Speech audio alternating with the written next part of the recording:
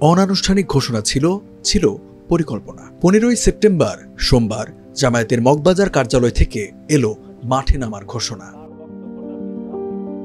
জাতীয় নির্বাচনের আগে জুলাই সনদের পূর্ণাঙ্গ বাস্তবায়ন, পিআর সহ 5 দফা দাবিতে 3 দিনের কর্মসূচি ঘোষণা করেন দলটির নায়েবে আমির সৈয়দ আব্দুল্লাহ মোহাম্মদ তাহের। জানান 18 সেপ্টেম্বর ঢাকায়, পরদিন সব বিভাগীয় শহর এবং 26 সেপ্টেম্বর সব জেলায় বিক্ষোভ করবে দলের নেতাকর্মীরা। 25টি রাজনৈতিক দল আউট অফ 31 পিআরের পক্ষে, এবং আমি সেটা আপনাদের ইতিমধ্যে বলেছি যে কোয়ালিটি এবং কোয়ান্টিটির ব্যাপারে আমাদের পার্থক্য আছে। কিছু দল পূর্ণ 2 কক্ষে চায়, কিছু দল আপার কক্ষে চায়, কিন্তু পিআর চায়। আমি আবার রিপিট করলাম, এখন যে কথাটা বলেছেন, যারা পিআর চায় তাদের সকলের সাথে আমরা যোগাযোগ করছি, যদি সরকার স্বাভাবিকভাবে না করে, যাতে আমরা আন্দোলনে এই দাবিতে এক হইতে পারি। তো আমরা সেভাবে কাজ করছি। কতগুলো দল, যুগপৎ, এসব বিষয়টি এখনও আমরা নির্ধারণ করিনি।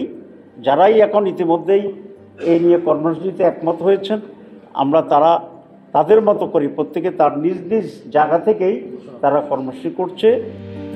প্রায় একই দাবিতে রাজধানীর পুরানা পল্টনে সংবাদ সম্মেলন করেছে ইসলামী আন্দোলন বাংলাদেশ। দলের আমির মুফতি সৈয়দ মোহাম্মদ রেজাউল করিম জানান, দেশের ইসলামী রাজনৈতিক দলগুলো জোটবদ্ধ হওয়ার কাছাকাছি। পিআরের সুবিধা কি তা আমরা বারংবার আলোচনা করেছি, কিন্তু অশুভ পুরনো বন্দোবস্তের কায়েমি স্বার্থবাদের কথায় স্বাভাবিক হয়ে পিআর নিয়ে প্রভাবিত হয়ে পিআর নিয়ে সরকার যে আচরণ করেছে তা দুঃখজনক।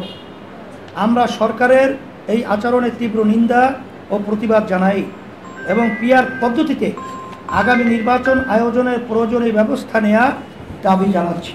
পিআর পদ্ধতিতে নির্বাচন সহ চলমান রাজনৈতিক পরিস্থিতি থেকে উত্তরণে 6 দফা দাবি জানিয়েছে খেলাফত মজলিস। পল্টনে খেলাফত মজলিস কার্যালয়ে আয়োজিত সংবাদ সম্মেলনে দাবিগুলো তুলে ধরেন দলের মহাসচিব আহমেদ আব্দুল কাদের। জুলাই সনদ ও পিআর নিয়ে চূড়ান্ত সিদ্ধান্তে পৌঁছাতে আলোচনা চালিয়ে যাচ্ছে ঐক্যমত্য কমিশন। এর মধ্যেই জামায়াত ইসলামী আন্দোলনের কর্মসূচি ঘোষণা নিয়ে প্রতিক্রিয়া জানিয়েছে বিএনপি।